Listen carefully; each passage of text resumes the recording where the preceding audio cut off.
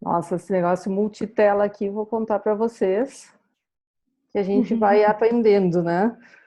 Eu achava que ver TV e celular e ter o computador perto era uma coisa, mas ficar mexendo em todas as telas, ainda não nasci com essa habilidade, talvez só a próxima geração. Bom, eu vou adicionando aqui as pessoas que vão me pedindo, eu vou olhando aqui pro ladinho, vou adicionando e vamos tocando aqui junto. Vamos lá. Bom, gente, primeiro, bem-vindos aí à Maratona Fale à Vontade, né? Hoje a gente está no segundo dia, vamos até quinta-feira.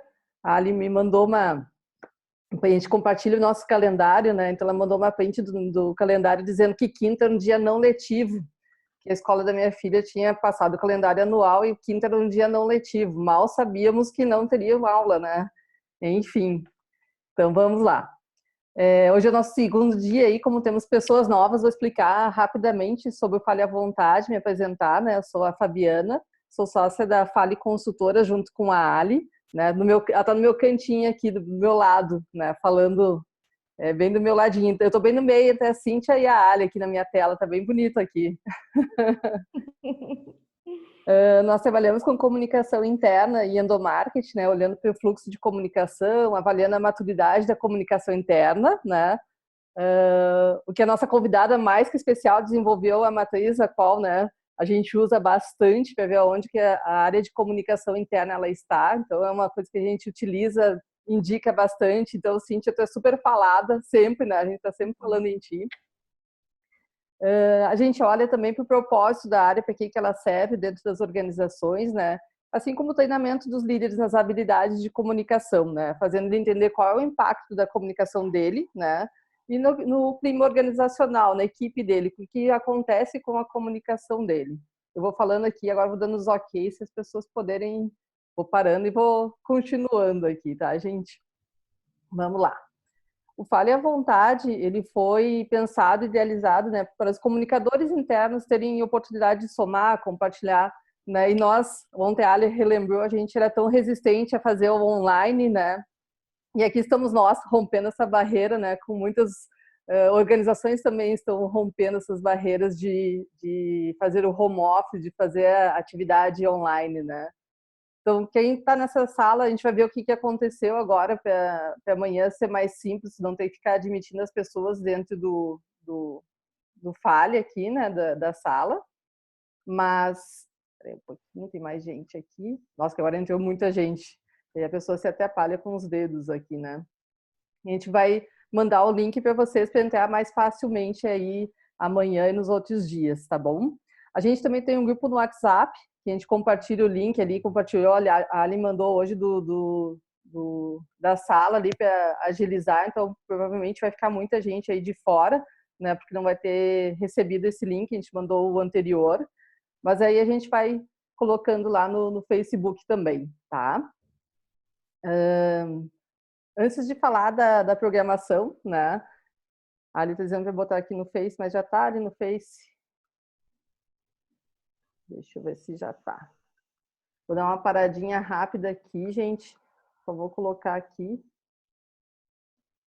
no Facebook também, porque faltou só o nome ali que está pedindo o nome para colocar no Face, para as pessoas poderem acompanhar também a nossa live aí. A gente fala tanto em improvisação aplicada às organizações que hoje fazendo aqui um improviso, né? Vamos lá. Deixa eu ver se agora conecta aqui.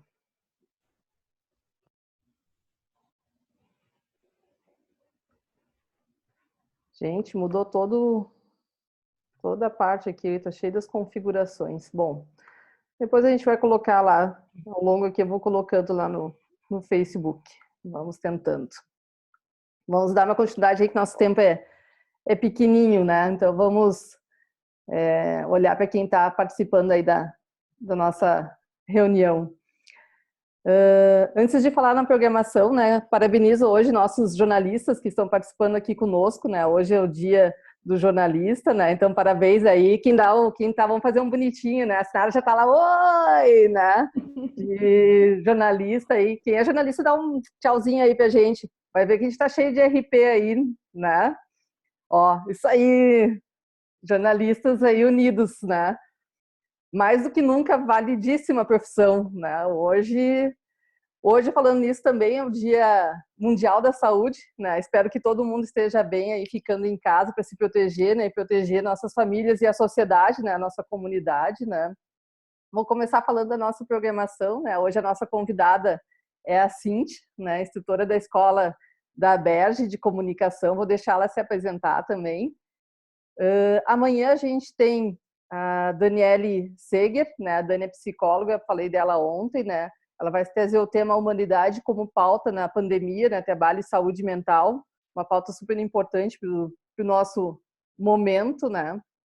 E no dia 9 a gente vai ter vários cases, vamos compartilhar vários cases, é uma maneira bonita de dizer, na verdade não são cases, né? O que está acontecendo, como é que as pessoas, a Dani Cidade, a Clarissa da Cicred Pioneira e a Camila.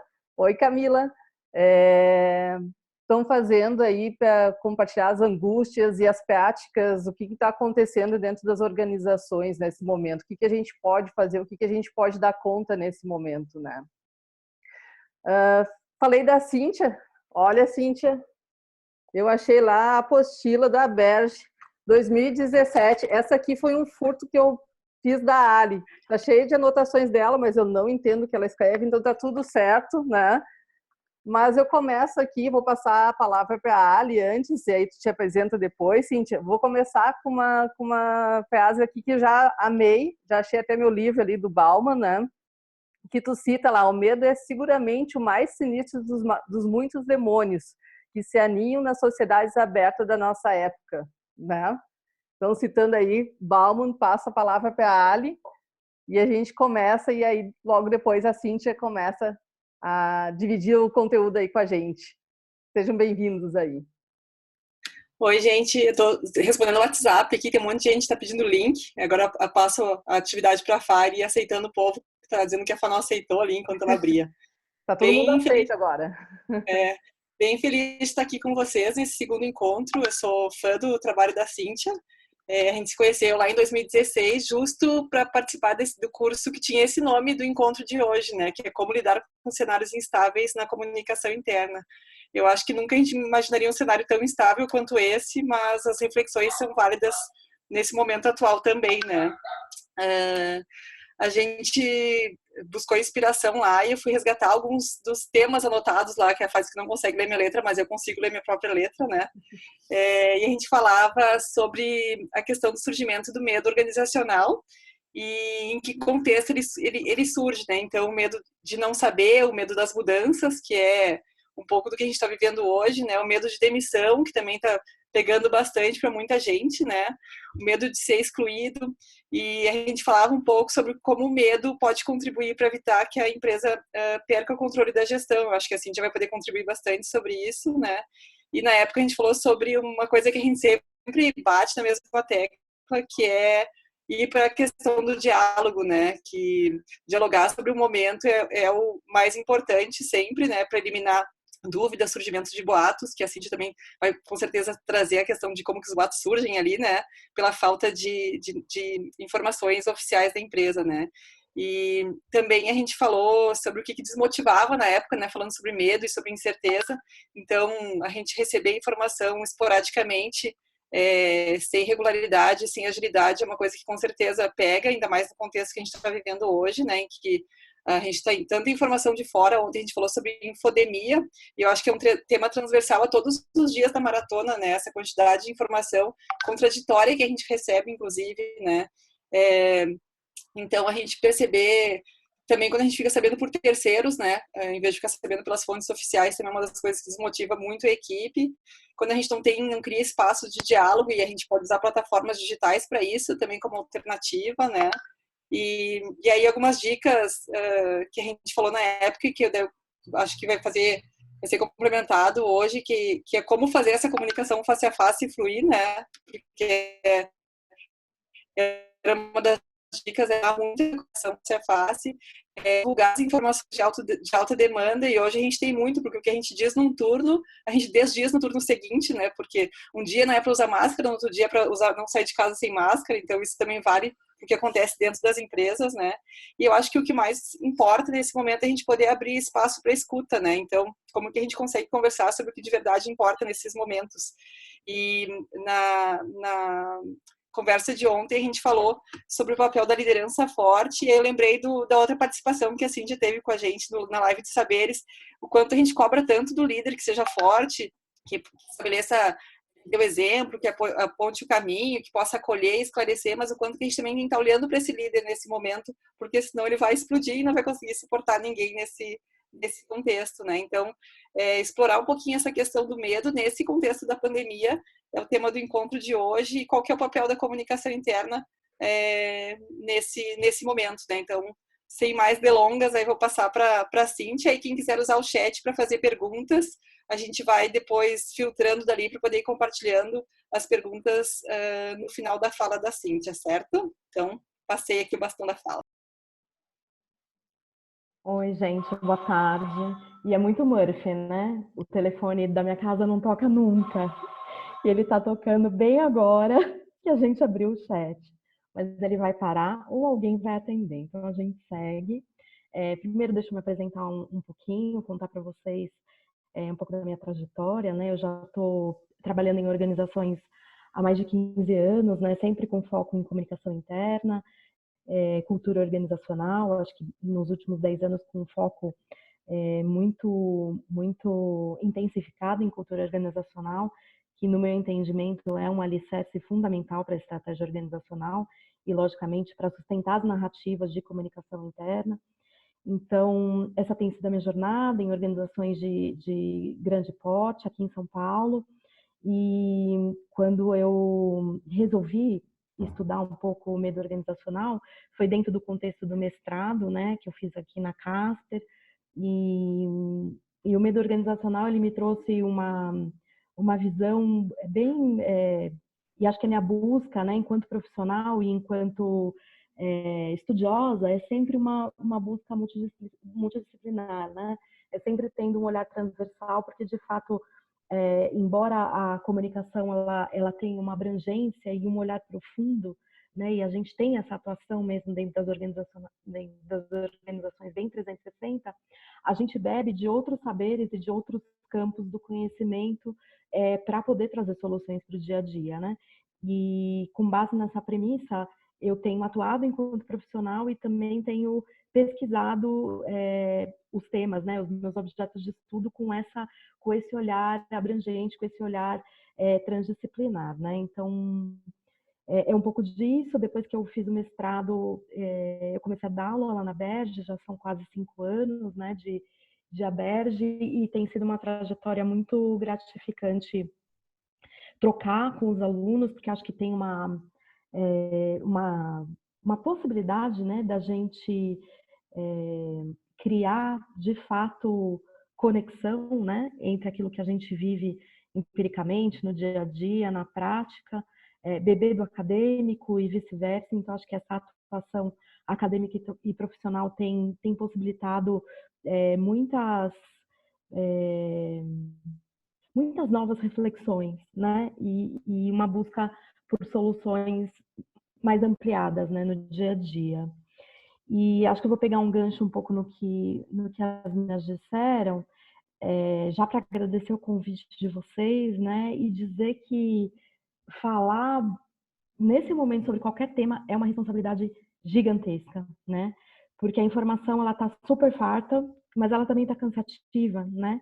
Então, ontem, quando a gente falou, depois eu assisti o link do Ricardo, né, onde ele trouxe a infodemia, é isso mesmo, né, a gente vive um momento de de excesso de informação e tem um desafio aí muito grande na questão da curadoria, né? Mas acho que tem uma responsabilidade adicional, né, no processo, que é falar sobre medo, que é um tema tão singular, é tão íntimo, né? Ele é tão individual, nesse momento ele é tão coletivo, ele está tão ampliado, né? Então, como é que eu me preparei para bater esse papo com vocês aqui hoje, né? Eu vou trazer o medo sob uma perspectiva mais organizacional, que foi o tema do meu mestrado, né? E acho que tem contribuições nesse sentido para compartilhar.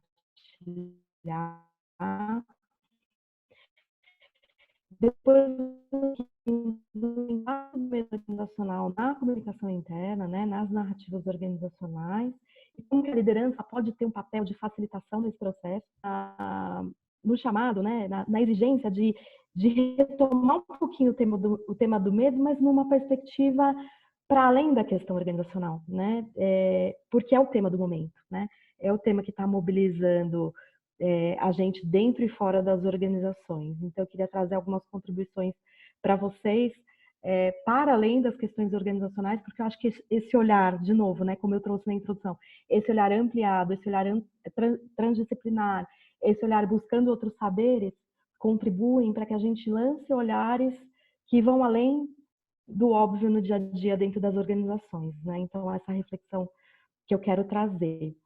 E lembrar que essa conversa não vai ser linear, né? Então, eu vou falar de medo, aí depois eu vou falar de diálogo, depois eu vou falar de liderança, vou falar do medo isoladamente, do medo no contexto organizacional, e tudo bem, né? Que seja assim.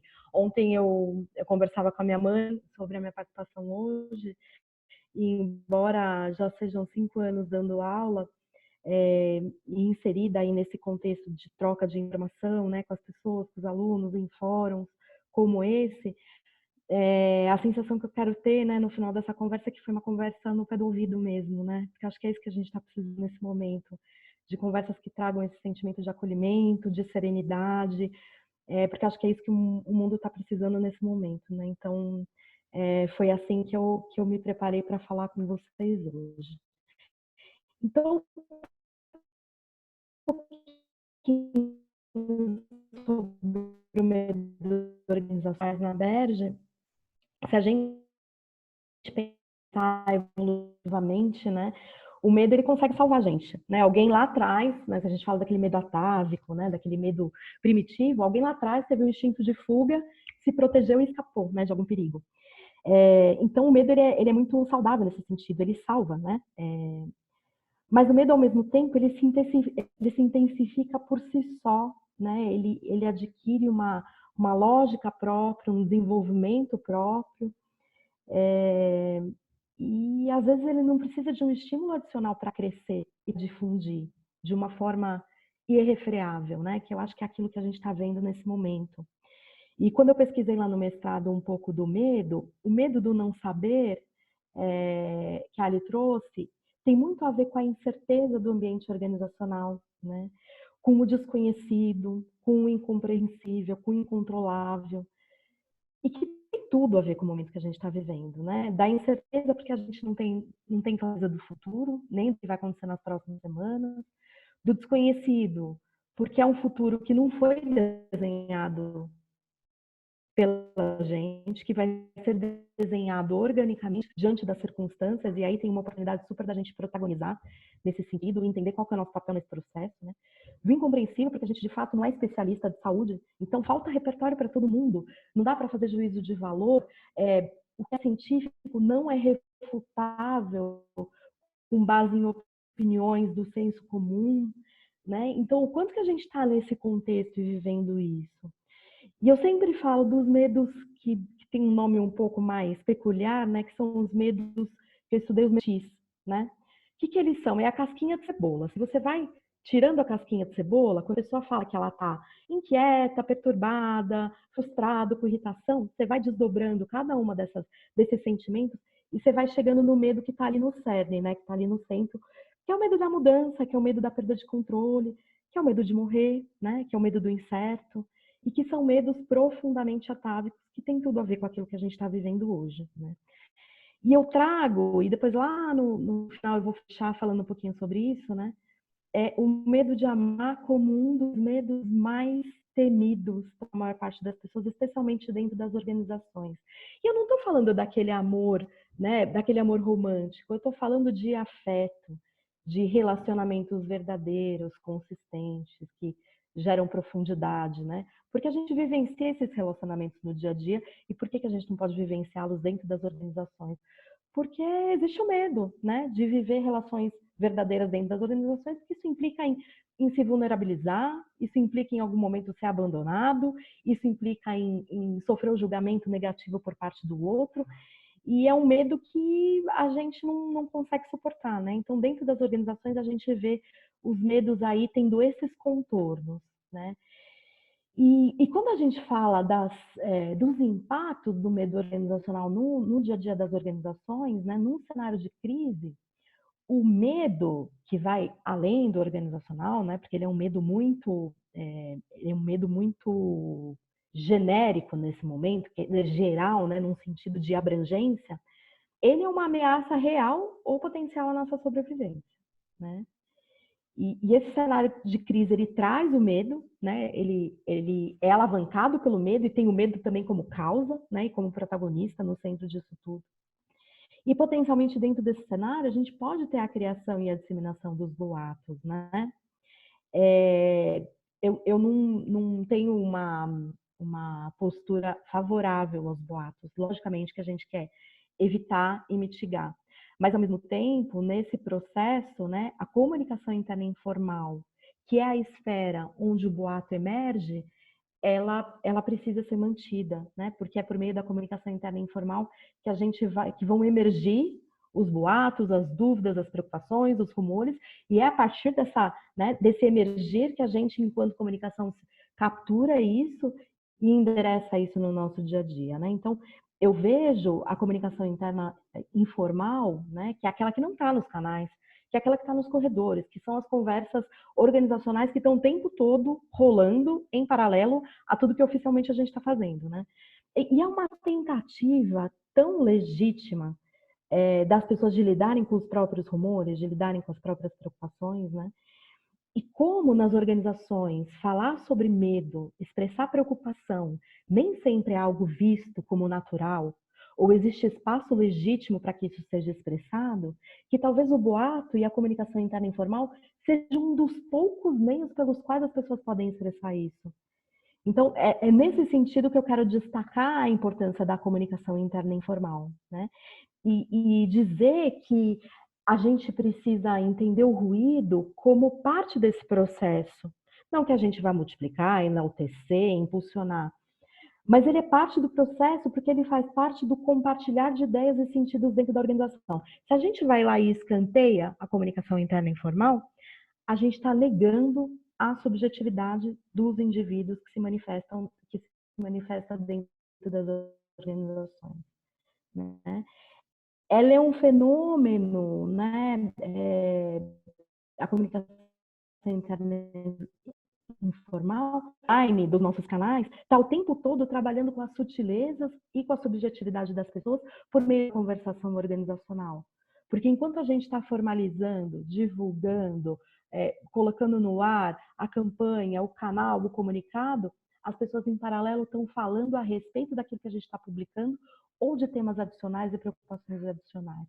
Então, se a gente não cria possibilidades de capturar isso ou minimamente legitima essa comunicação, a gente está negando essa subjetividade das organizações e perdendo a oportunidade de compreender o que está passando nesses níveis mais sutis dentro da organização, né? E que capturam os sentimentos das pessoas, as preocupações, as necessidades e assim por diante, né? E aí, nesse sentido, vale ainda trazer um pouquinho do que o boato ele significa, né? O que esse ruído organizacional ele significa? É uma maneira de é uma maneira que as pessoas buscam de explicar aquilo que está gerando incerteza, desconforto, né? Que está gerando um anseio por compreender melhor o mundo que de alguma forma está obscuro naquele momento, né? Uma tentativa de compreender ou gerenciar algum risco, né? Uma tentativa de de buscar explicações para situações que tragam ambiguidades, falta de clareza, no momento é uma informação, depois é outra, um líder diz uma coisa, o outro líder diz outro, na imprensa está sendo dito uma coisa, internamente está sendo dito outra. Então, quando as pessoas criam essas conversações organizacionais paralelas, é essa tentativa, como é que eu refino, a partir da minha troca com o outro, uma explicação para aquilo que está acontecendo no momento. E uma motivação humana de controlar as circunstâncias. O que dentro desse momento a gente sabe que é uma ilusão, é um momento de profunda impermanência, né? Então é uma ilusão o controle das circunstâncias. Mas o boato, o ruído, ele é uma tentativa de profundamente humana e legítima, né? Então, essa minha fala tem como objetivo tirar a comunicação interna informal desse lugar marginalizado, desse lugar obscuro, desse lugar de sombra, e integrar sistemicamente no processo, e atribuindo importância, e dar à comunicação interna informal o lugar que ela tem, porque ela é viva, ela é orgânica, ela é profunda, ela é real, né? E aí, como lidar com isso, né? Porque a gente se apropria, entende que ela está aí, tudo bem, mas como é que a gente na prática consegue lidar, suportando esse processo, principalmente por meio da liderança, né? Então, estabelecer relações de confiança, diálogo franco, significativo, conversas que sejam profundas com os times, que tangenciem os dilemas, as preocupações com a equipe, né? Na alegria e na tristeza, na hora de celebrar, mas na hora também de falar de coisas que são difíceis, né? O alto nível de confiança da liderança é fator-chave nesse processo, porque pode evitar esses ruídos, pode minimizar, ajudar a administrar. O Ricardo trouxe ontem, né, uma pesquisa da Edelman contando para a gente o quanto que a reputação da empresa, né, que a fala da empresa nesse momento tem relevância, né? Acho que quando o líder ele gere pelo exemplo diariamente, né, buscando coerência naquilo que ele traz, naquilo que ele fala, isso também contribui para minimizar os ruídos, né? Porque você percebe ali naquele indivíduo uma previsibilidade, você percebe um sentimento de confiança, uma pessoa que eu posso confiar, né? Cultivar e resgatar a confiança também é algo importante nesse momento, né? A gente, uma coisa é a tomada de decisão, ela ir sendo feita, né, gradativamente conforme as coisas vão acontecendo. Outra coisa é a liderança mudar o tom, né? Ou começar a tomar decisões que estejam desalinhadas à cultura organizacional. Então a gente precisa ter muito cuidado com isso, né? Tirar o máximo de proveito junto à liderança, né? Estimular a liderança a tirar o máximo proveito dos treinamentos, né? Dos arquivos que a gente cria de perguntas e respostas para apoiar os times, das reuniões de coaching, da curadoria de conteúdo, que nesse momento é super importante que a gente apoie a liderança nesse sentido, porque estão chegando os conteúdos, né? Não sei quantas plataformas liberando acesso, porque vira mais uma responsabilidade para o gestor. Como é que a gente, em parceria com o RH, cria mecanismos para curar esse conteúdo e apoiar para que o conteúdo relevante para que o gestor tome boas decisões e seja capaz de assumir uma liderança em cenário de crise, né? Que ele esteja de fato ferramentalizado para isso. A importância da gente preparar esse líder também para retroalimentar a comunicação, né? Para com base, se ele tem relação de confiança com o time, se ele cria espaço para diálogo, para expressão, as coisas chegam para ele de uma forma mais natural e mais orgânica. Como é que a gente se apropria, né? Como é que a gente estimula o líder a trazer isso para a área de comunicação, de modo que a gente possa retroalimentar as nossas narrativas, os nossos canais, as nossas ferramentas e assim por diante. E um outro ponto, e aí o líder é super protagonista nesse processo, porque ele é agente de transformação e sustentação da cultura organizacional, é ter a cultura como alicerce, respaldando a tomada de decisão organizacional, né? Que medidas vão ser tomadas, medidas de higiene, medidas internas, desde uma medida relacionada puramente à questão de higiene, até uma medida após a crise. Então, a cultura, ela dá essa voz para a comunicação, né? Ela suporta essa voz da comunicação e ela deve ser o norteador nesse processo, até porque, de que forma que a gente quer ser lembrado depois da crise, enquanto organização, né? O que vai ficar de memória para as pessoas de como a empresa agiu em momentos de tanta ambiguidade. Então, acho que a cultura, sendo um norteador, ela sendo um balizador desse processo, a gente garante uma comunicação mais coerente, mais consistente, mais efetiva e afetiva, né?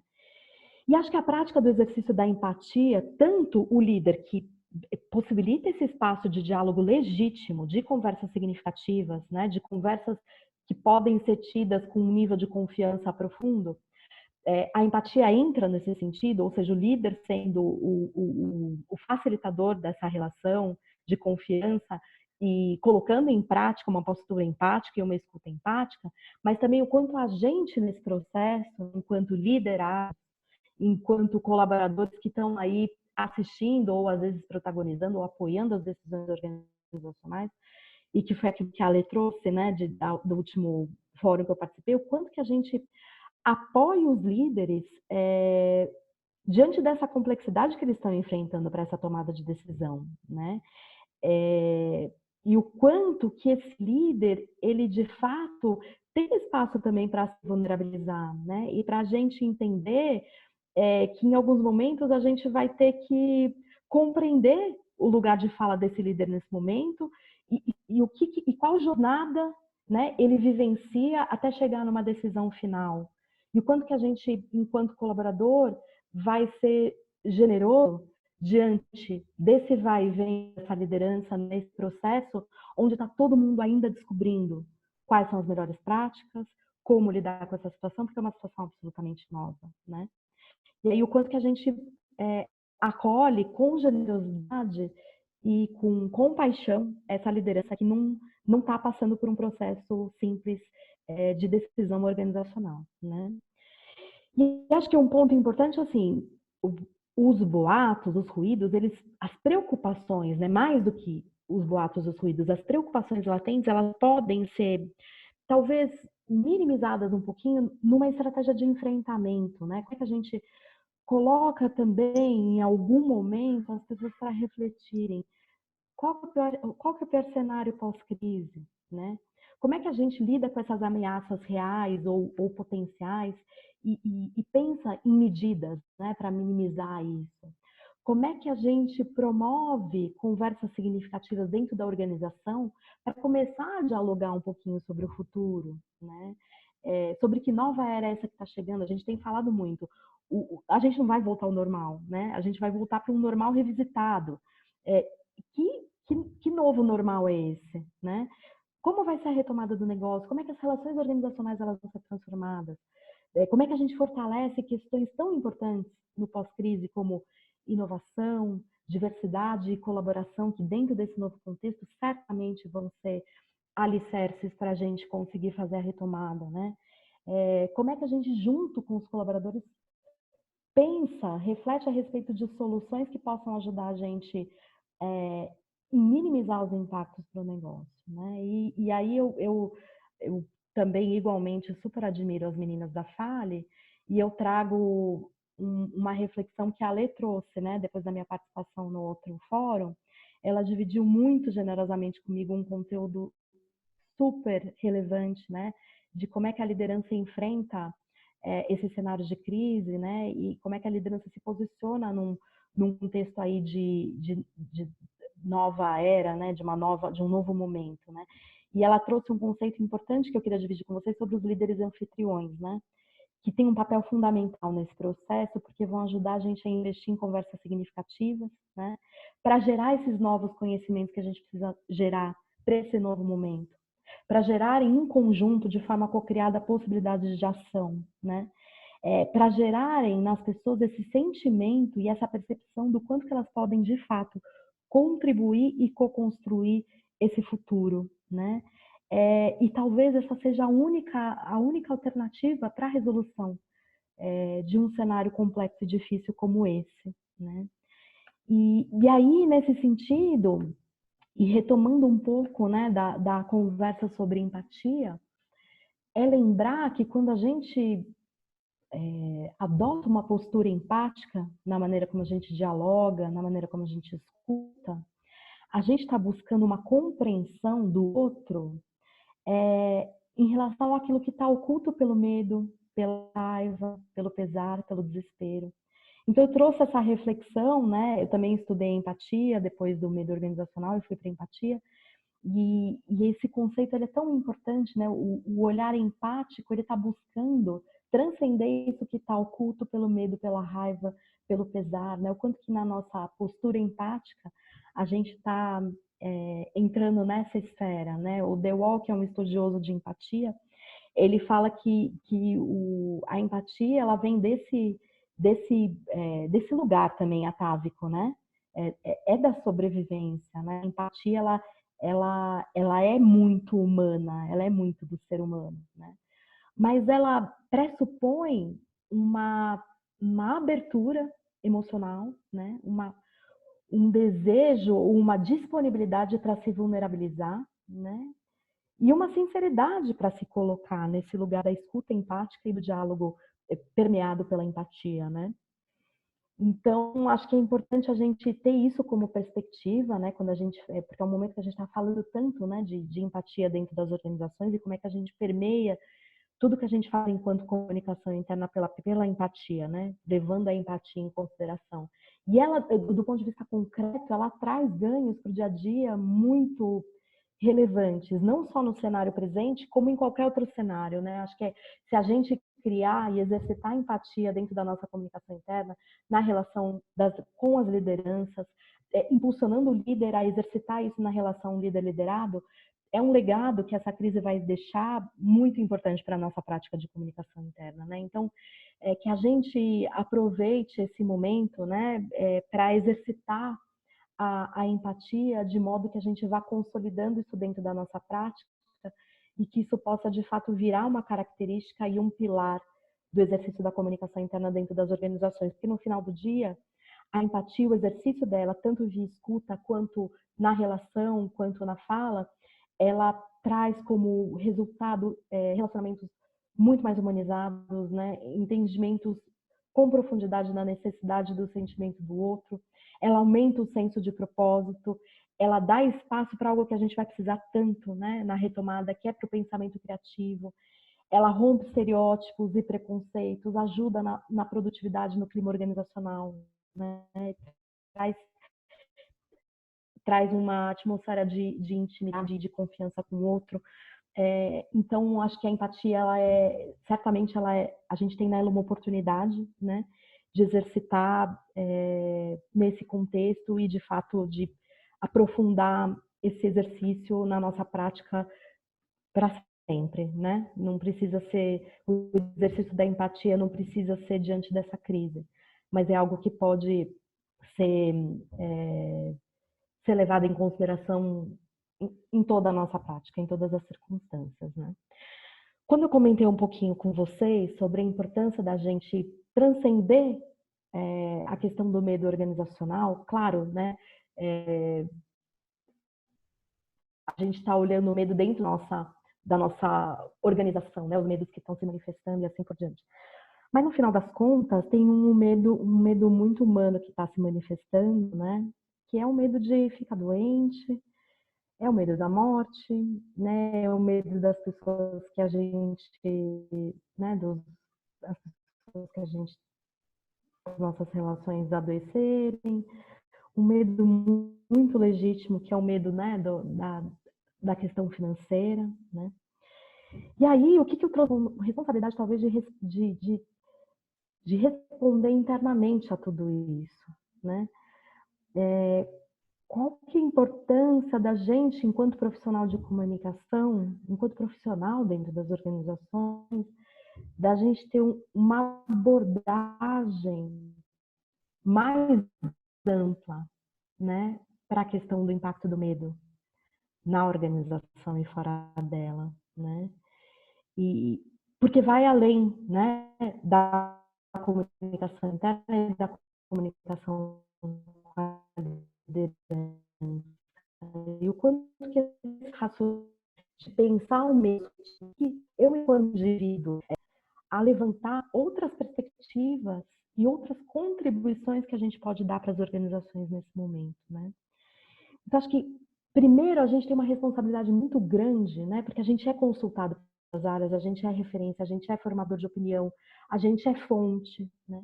Primeiro, a gente tem uma responsabilidade muito grande em relação à maneira como a gente orienta as pessoas a lidar com esse tipo de coisa nesse momento, porque a gente vive uma situação delicada e extrema, né? E cada um vai encontrar a sua própria forma de lidar. Mas acho que tem algumas alternativas, né?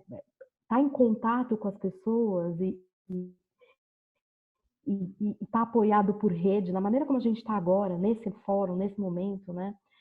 As ferramentas online, os cafés virtuais, os happy hours, né? As pessoas jogando jogos virtuais depois da jornada, né? Essa ponte com o outro é um pilar que sustenta a gente e ajuda a gente a seguir, né? E praticando essa empatia a partir dessa escuta empática com o outro, né? Da relação com o outro, do contato em rede que se apresenta, né? Acho que um outro ponto é assim, olhar para dentro e entender que esse instinto de autopreservação, né? O quanto que ele é importante para a gente. Encontrar um lugar de equilíbrio, que a gente não quer embarcar no medo. Mas é preciso reconhecer esse medo, porque é ele que traz esse instinto de sobrevivência e que traz esses dados de realidade, que no final das contas é o que ajuda a gente a ficar em casa, né? A lavar as mãos o tempo todo. Então, reconhecer esse medo e integrar esse medo e dar a ele o lugar que ele tem, encontrando equilíbrio, também é importante, né? E a busca por abordagem contemplativa, né? Essa impermanência que a gente identifica nesse cenário, né? O quanto que ela é real nesse momento, o quanto que a gente de fato está vivendo um cenário extremo, né? E como que a gente apoia, dá o exemplo e lida com essas questões para além do desespero e do pânico, né? E acho que no meu estudo do medo, e acho que estudando também bastante a comunicação não violenta, que também eu aporto naquilo que eu faço no dia a dia, nomear e reconhecer aquilo que a gente está sentindo, buscar essa autoconsciência, e aí buscar práticas contemplativas na respiração, meditativas e assim por diante, ajudam a gente a transitar, né, por esses extremos, onde em alguns momentos a gente vai ter equilíbrio para lidar de uma forma produtiva e proveitosa, em outros momentos a gente vai se apropriar da nossa dor, a gente vai se recolher, integrar essa dor e a partir do processamento disso, construir algo que seja possível, né? Então, se conectar consigo, olhar para a gente, para aquilo que a gente está sentindo, ajuda a gente a estar disponível para o outro, enquanto comunicador, enquanto profissional, enquanto colega, enquanto ser humano, né? A gente respira pela gente, se acalma um pouquinho e aí fica mais disponível para poder fazer pelo outro, né? Para poder estar pelo outro. E acho que uma outra reflexão, né, e que ajuda a gente também a transcender esse olhar do quanto que a gente, enquanto ser humano, contribui para as organizações nesse momento, a partir da nossa prática, ou do exemplo que a gente está no dia a dia, é como que a gente vai se cercando de saberes, de pessoas, de conceitos, de perspectivas que ajudem a gente a construir a nova realidade que vai vir depois que a gente seguir, né, para o novo momento. Que provocações dentro das organizações a gente precisa fazer para ajudar no processo de retomada, né? Claro, vamos trabalhar pela crise, vamos manter as pessoas informadas, vamos azeitar o diálogo franco, vamos colocar o líder protagonizando esse processo, mas já vamos pensando como que a gente apoia essa retomada, que habilidade a gente vai da transição para esse novo momento, enquanto comunicador, enquanto profissional, como é que a gente apoia o nosso entorno dentro da organização a fazer essa reflexão, onde a nossa liderança precisa estar, né? E que contingências a gente precisa já começar a pensar para o momento da retomada, que tom a gente vai dar para isso, como que a gente pensa no futuro, como que a gente aporta inteligência emocional dentro das organizações cada vez mais para conseguir suportar essa transição, né? E aí, eu trouxe aqui para vocês até para a gente fechando, porque a gente vai abrir para as perguntas, acho que eu não fugi do tempo. Eu trouxe duas falas que elas, desde que eu estudei o medo organizacional, elas me cativam muito, né? E E eu queria trazer para vocês, né, que tem um autor, que é o Roman Krishnarik, fala muito sobre empatia, já teve várias publicações sobre esse tema, e ele diz assim, que é precisamente quando nos expomos, talvez no relacionamento ou no trabalho, que temos experiências que trazem propósito e significado para a vida. Quando a gente faz algo arriscado, como pedir ajuda, admitir que a gente está inseguro ou com medo, a gente pode construir relacionamentos mais profundos, fazer avanços criativos, sentir uma alegria intensificada e liberar a nossa ansiedade de alcançar uma maior conexão empática, né? Então, acho que essa é uma das frases que eu queria trazer para vocês, porque acho que a empatia ela está aí como um fio condutor de todo esse processo, né? E a outra frase, que é de dois autores, Viotti e Carvalho, depois eu posso resgatar o texto deles e dividir com as meninas, eles dizem assim, que está faltando amor nas organizações, né? Que as pessoas se ressentem da falta de cuidados, da ausência de afeto, que as organizações, tanto quanto seus componentes humanos, elas precisam de amor, se sentir amadas, reconhecidas, qualificadas.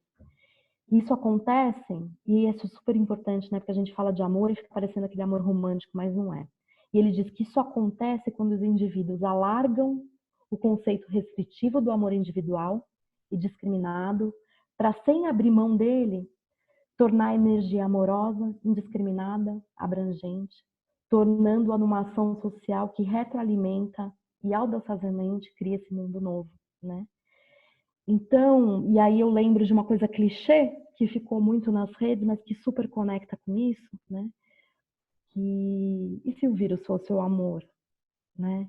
E se de fato a gente verdadeiramente conseguisse estabelecer relações afetuosas, verdadeiras, profundas e proveitosas e legítimas dentro das organizações, né?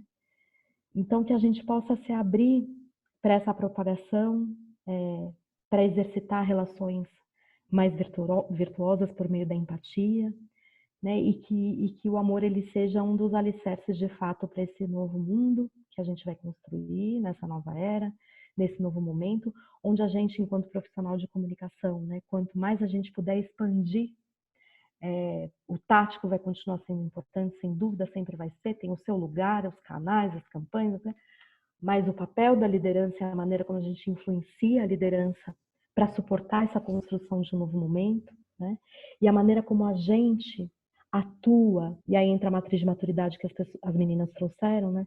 A gente atua como um aconselhador dentro das organizações nesse novo momento, né? E para poder ocupar esse papel, ocupar esse espaço, a gente vai ter que ampliar o nosso olhar, né? E trazer contribuições para dentro das organizações que possam ir além do gerenciamento da crise, e que possa tangenciar a construção da retomada, né? Que eu acho que é muito o nosso papel também.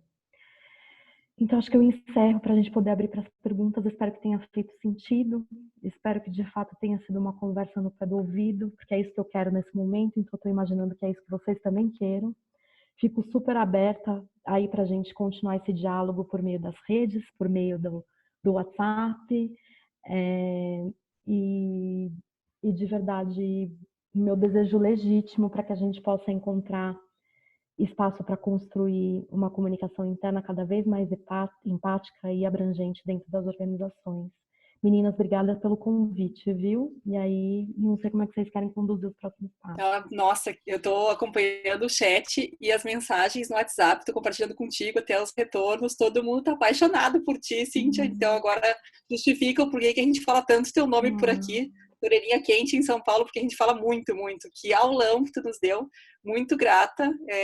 Quando eu fiz eu te conheci então há 4 anos, e a segunda oportunidade que eu tive contigo foi num curso da BES de Planejamento de Comunicação Interna, que em tese eu não precisaria fazer, mas eu fui porque no conteúdo tu falava em comunicação não violenta no contexto da comunicação interna. Eu falei, alguém acredita na mesma coisa que eu acredito, isso faz 3 anos já, né? Então, para mim ficou muito forte a questão que tu trouxe na tua fala da generosidade, e eu acho que é um pouco disso o espírito desse encontro também, da gente poder compartilhar aquilo que a gente sabe, compartilhar quem a gente conhece que sabe, né? Foi o caso do Ricardo, que eu tô vendo aqui no meio do mosaico ontem, teu caso hoje, a gente segue com convidados amanhã e na quinta-feira para mais conversas significativas. Eu tinha uma pergunta mega careta para fazer e não vou fazer porque vai ficar completamente fora da vibe, que era falar sobre o ambiente digital e a vulnerabilidade do vazamento de informações nesse contexto. Eu acho que isso é falar de canal, eu acho que a gente está falando de uma coisa muito maior que isso, né? De olhar para o humano que tem dentro do líder, de olhar para acolher o que tem dentro de nós também. Então, estou mega feliz. A gente está aí indo para o encerramento por conta do horário. A gente criou um WhatsApp da maratona, então quem tiver perguntas específicas pode compartilhar lá. E a gente conversa com a Cíntia também. Aqui no chat a Fá colocou o link dos livros que a gente sempre cita, que tem artigos da Cíntia. E tem um sensacional teu, que até originou um workshop que a gente fez na volta, que foi esse artigo que tu escreveu sobre empatia, que tu compartilhou comigo em São Paulo, né? Que era falar de amor nas organizações. E eu comecei a falar isso até nas aulas que eu dava aqui, mais caretas, assim, e começava a provocar as pessoas por isso, para esse olhar, né, de ter mais, por que não falar em amor? E aí que foi que surgiu a ideia do projeto também do Amor Cultivo, que algumas pessoas já me ouviram falar também, que eu fiz a canequinha que me deu aqui, que é falar da jornada do executão, do amor cultivo, né, como que a gente consegue olhar para esses executivos que ainda estão no modelo passado, né, de funcionar, e começa a trazer essa questão do amor para dentro das organizações. Então, eu queria muito, muito te agradecer e dirigir, então, lá para o WhatsApp as perguntas por conta do tempo. A gente combinou 40 minutos. Eu tinha certeza que ia ser pouco, porque meu último encontro com a Cíntia em São Paulo foi 8 horas e foi pouco. No ano passado, a Cíntia esteve aqui em Porto Alegre com a gente no Talks, nosso super congressão. Foi muito gostoso também de ouvir. E eu acho que esse assunto de hoje é o assunto que a gente ama mais, a gente se sente mais acolhida, mais nutrida, mais quentinha, né, do que falar de planejamento de matriz. Então, cada vez mais eu acho que a gente está indo para esse caminho. E da minha parte, só gratidão aí para todo mundo que está com a gente, mesmo com todas as barreiras que o Zoom nos propiciou hoje, de pedir link, pedir senha, gente me mandando dizendo que não está conseguindo acessar. A gente gravou e vai fazer chegar em todo mundo esse baita conteúdo aí. Baita é bem para trazer um elogio gaúcho aqui, uma apreciação, né? Um baita conteúdo, uma baita aula. E aí vou passar para a Fá fazer o encerramento também da nossa segunda etapa aí da maratona. Anotei aqui, Cíntia, porque tem tanta gente elogiando ali, e aí o Maurício colocou ali, né? Sinto um ar angelical quando a Cíntia está falando, não tem como não sentir, né? É realmente espetacular te ouvir, e acho que a gente ficaria aqui, não sei quem colocou ali, para ouvir mais 5 horas a Cíntia falando. Acho que seria 5 horas, né, leves, e te ouvir é um prazer enorme, assim. Gente, vamos para a parte técnica, né? A gente teve problema hoje aí, mas entre lá no grupo do WhatsApp, a gente vai ver o que aconteceu, que nova atualização do aplicativo deu, para a gente poder passar só um linkzinho e facilitar esse acesso, né? A gente não quer ficar tendo que aprovar ali, enfim, para todo mundo realmente participar. Agradeço muito, Cíntia, a tua generosidade sempre, né? O teu amor. E espero que esteja conosco aí nos outros dias. A gente sabe que a agenda também é bem corrida nesses dias. E eu só vou terminar com um livro que se chama Medo Líquido, né? Do Bauman, que ele diz o seguinte, né? Que cada morte é o fim de um mundo, e é cada vez o fim de um mundo singular, que jamais poderá reaparecer ou ser ressuscitado.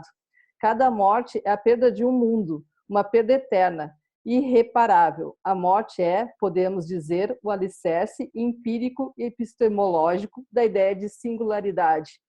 Somos, sim, singulares, únicos, né? Então, que a gente fique em casa, que a gente cuide dos nossos. Se sair, a minha mãe fez lá uma máscara pra gente, né? Se precisar ir no supermercado, use suas máscaras, use suas proteções, mas fiquem em casa.